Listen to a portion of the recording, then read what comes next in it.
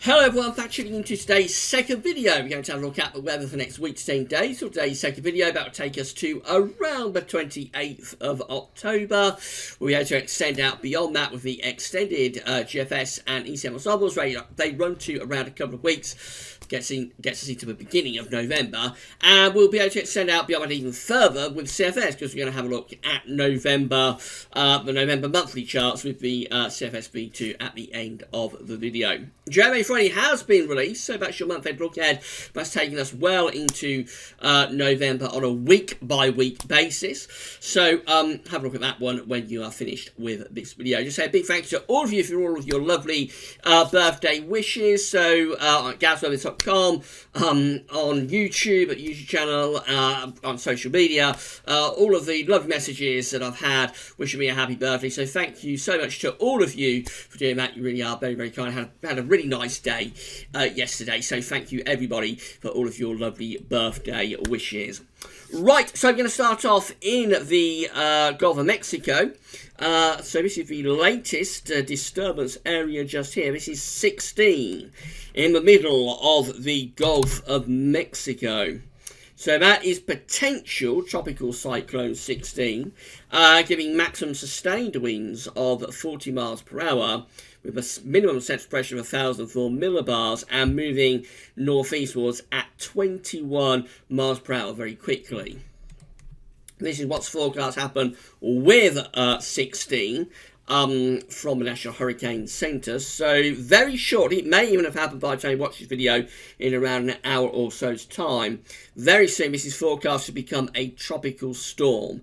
So at the moment we have this potential storm just here, 16 in that position. By some point today, it looks like it's up to a tropical storm, which I think is going to be Tropical Storm Nestor. And then this system is forecast to move northeastwards onto the Gulf Coast of the United States, somewhere around Alabama and between Alabama, Georgia and Florida, that sort of area. And it looks like it could give a real drenching and some very strong winds to that Gulf Coast of America over the weekend, particularly through the course of tomorrow. And then further into the weekend, moving further northwards in towards Georgia, inland into Georgia, and then up to South Carolina and North Carolina before moving out into the North Atlantic as a post-tropical storm through the early part of next week. Doesn't look like it's going to make it to hurricane status, but nevertheless, tropical storms can give real soaking and some very nasty weather to those Gulf states. So we'll need to keep a close eye on that, particularly this area that is highlighted blue. This is the coastline, of course, from like Florida going up towards the Alabama coast. So close watch will be needed over the next few days, I would have thought. Coming back closer to home, these are BGFS upper air temperature and precipitation ensembles for Birmingham. So the red line is the 30-year upper air temperature average for Birmingham. We've got a lot of scatter being indicated here with the upper air temperatures for the next couple of weeks. We're starting off, though, going cooler over the next few days. Temperatures are going to be dropping, if anything, through weekend into start of next week. Particularly at night, we're going to get some quite cold nights coming up. But through to the middle of next week, the temperatures are lifting up, becoming warmer through the middle part of next week. And then we're sort of going through to the end of October and the start of November. And at that point, we have a lot of scatter still there. Now, the broad thrust of the ensemble is milder than average. Most of those lines are spaghetti, because each individual ensemble members. Most of those are on the warmer than average side for the end of October and the start of November. But we do have these ensemble members down here that are a lot colder. And it's not like they're outliers. There are several of those that are becoming colder through the latter part of October, or the end of October and the beginning of November. And so whilst we have a significant minority of GFS ensemble members that are going quite a lot colder, we can't discount that possibility entirely, but it actually looks like it's going to be turning milder and more unsettled again through the end of the month. So we have got a drier interlude coming up after today and tomorrow's showers. It looks like we will be going into a drier phase then in the second half of the weekend and then through much of next week. But as we move towards the end of October, start of November, that's this period just here, we're seeing signs again that precipitation spikes are coming back, possibly turning more unsettled once again by month's end and into the beginning of November.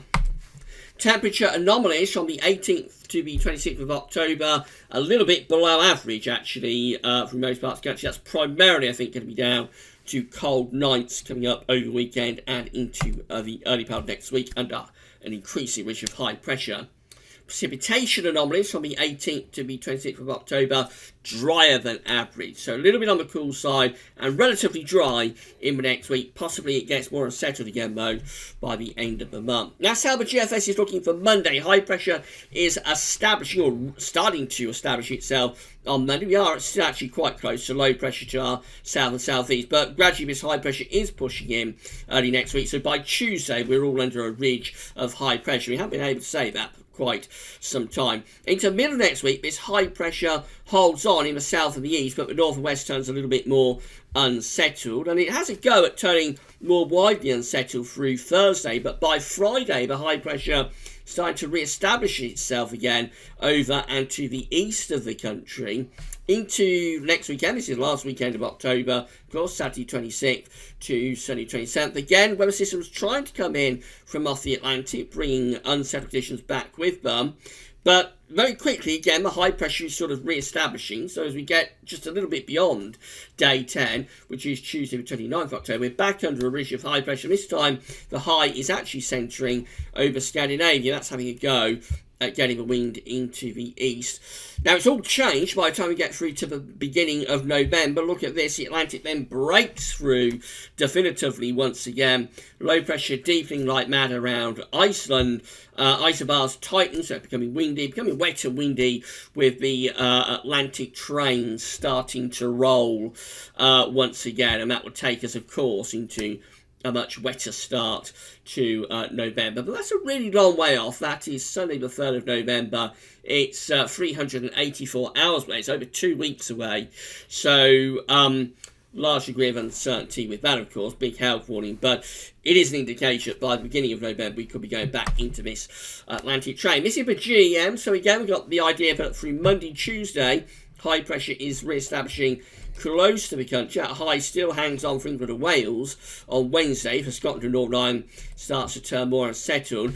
Now, the GEM through the second half of next week is actually a lot more unsettled compared to what the GFS is showing. So, low pressure is centred to the north of Scotland, but there's a trailing weather front that's trailing way out into the Atlantic like that, and that will have pulses of rain running along it through the second half of next week, affecting many parts of the UK with wet weather. To the south of that trailing weather front, it's relatively warm with the air, but to the north of it, we are trying to get the wind into the north and bring colder air down from the north. So that weather front would be quite an active weather front as well, with such a big temperature contrast. That weather front does mark the boundary between warmer conditions to the south and colder conditions up to the north. It eventually finishes up generating a very intense area of low pressure for this final weekend of October. So this is Sunday 27th of October, and a very nasty area of low pressure is developed by that trailing weather front and temperature contrast. It blows up into a very, very significant area of low pressure. That brings severe gale force winds, particularly to northern and western parts of the country, and more wet weather. That's how we finish up with the GEM at day 10. If anything, we still look really quite unsettled. We've got the ECMWF again, building up this ridge through the early part of next week, bringing a change to drier conditions, although the northwest does still look a little bit more unsettled. The ridge is holding on across England and Wales through the middle of next week. Scotland and Northern Ireland probably turning unsettled. And then for the second half of next week, well, again, we have got this weather system that the GEM has. I'm not sure it's quite as active, though, with the ECM. But there would be a front sort of trailing through that central part of the country to the north of it. We are having a go at turning the wind into the north, raising heights around Greenland again, by the way. So we're trying to bring some colder air down from the north, but at the same time, we're trying to hold on to relatively mild air across the south of boundary is marked probably by a wind front above, perhaps not quite as active as the GEM had it. Now, as we go into the extended range of the ECMWF and head up towards day 10, high pressure becomes more influential. So that's how we look at day 10, which is Monday the 28th of October. So we're very close to pulling down cold air, actually, with this. We've got a ridge of high pressure sitting around Greenland. It's extending down towards Iceland too. Very deep trough is plunging into the North Scandinavia and northwestern Russia. That's where the cold air is pushing down, of course. We've got this low in the middle of the Atlantic. So if we was to take this ridge a bit further northwestwards, we would probably start to pull down those colder winds from the northeast. As it is, with the upper air temperatures, we see a large contrast very close to the country, actually. So you can see the cold air is kind of just lurking off the east coast of Scotland. That's a -5 Celsius ice firm just there. This is cold air plunging into Scandinavia and northeastern parts of Russia, of course. Warm air sitting to our south, or relatively mild air sitting to our south and southwest. Again, it's a big contrast in temperatures, although pressure is relatively high, so there shouldn't be all that much rain at this point. It is one of those situations that we would have to keep an eye on, because when you get these big temperature contrasts in the autumn, then it can fuel very active weather fronts and areas of low pressure. So with such a big temperature contrast close to us, wouldn't totally rule out the GEM solution, actually, which does turn it very, very wet and windy over that last weekend of October. But we shall have to monitor anyway. It's a very complicated pattern, and none of these models, I think, really have a true handle on what is happening here at the end of the week and into the last weekend of October. So I'd expect more changes within the model output over the next day or so. Hopefully it'll be resolved by tomorrow, because I've got weekend forecast to do tomorrow, of course. But at the moment, I'm not confident really in any model output for sort of beyond Thursday, Friday next week. These are the options that are on the table within the ECM ensembles today for day 10, which is the 28th of October. We have 15 members of the ECM ensembles that look very unsettled. Low pressure as a deep trough is through the country, a mid-Atlantic ridge. Jet stream is looking rather like that. Have 13 with a trough of low pressure over and to the east of the country. Ridge of high pressure is out to our northwest. That's turning wind into the north. They're quite cold, those ensemble members.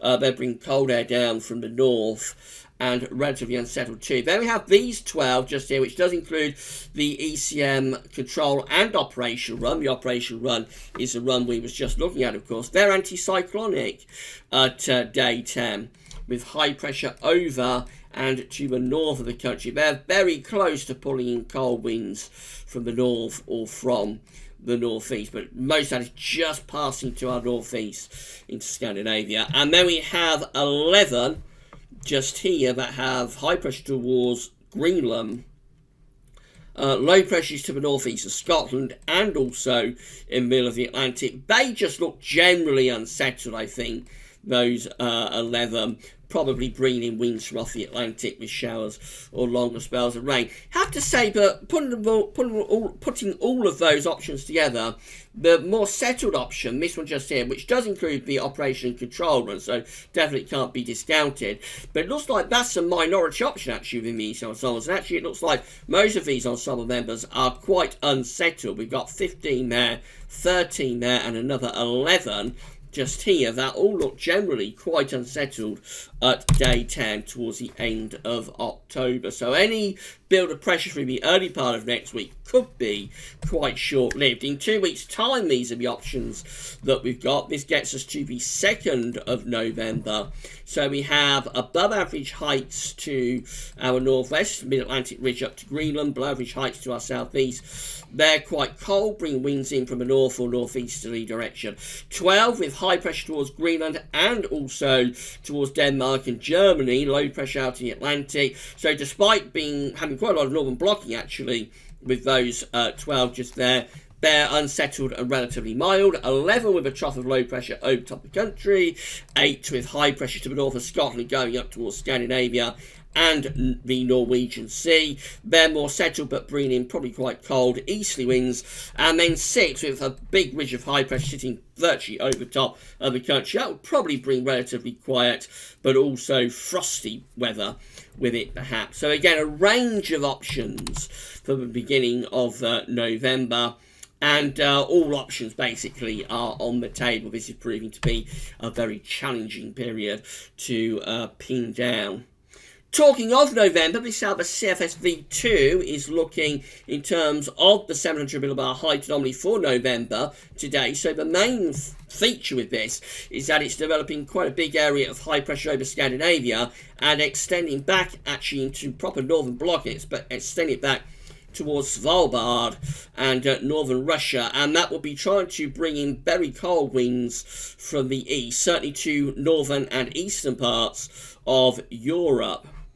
Now, the ridge, you can see us perched here on the very edge of the chart just there. So the ridge is sort of extending just to our east-northeast in this sort of position. They've also got low pressure around Greenland and high pressure in the middle of the Atlantic. So for us, we're probably just about holding on to relatively mild air from the Atlantic, but it's quite a close run thing, and certainly that level of high pressure over Scandinavia and going back towards the far north of Russia into the Arctic, that sort of level of blocking is quite interesting, especially in November, which is typically quite a zonal sort of month. So with the temperature anomaly, CFS is forecasting above average temperatures for November for us and for sort of Western Europe as well. Notice colder than average across the east and the southeast Europe, and particularly so back into central parts of Russia. Scandinavia is also coming out with above average temperatures in November. And precipitation wise, no particular scene. I won't worry at all about the temperature and precipitation anomalies. Those heights that are quite interesting. If the heights do build like that over Scandinavia and up into the Arctic, then this could turn out to be quite an interesting November, to say the least. But we shall see. It's only one run of the CFS, so that could look very different tomorrow, of course. Right, so that's it for your videos for today. I've got a very, very busy weekend coming up, so I'll talk you through what's happening over the weekend right now. We're going to start off tomorrow with the weekend forecast, and we'll have another week to 10-day video update as well tomorrow. CFS 6 months look ahead just for fun will be coming up tomorrow evening, probably around 7 o'clock. That's going to take us, I think, from next month, from November, probably to around April, something like that. And then on Sunday, we've got the 8th Winter 2019-2020 update coming up for you. That'll be another epic, I'm quite sure. There's the ECMWF Meteo France and DWD long range update on Sunday, I should say. And also on Sunday, we have a third written update for Christmas, as well as a live chat on YouTube. How I'm going to fit it all in, I have no idea, but we will get it all in. It's just going to be a very, very busy weekend of updates indeed. So keep checking back to all of it as the weekend progresses. That's all for now, though, and thanks for watching.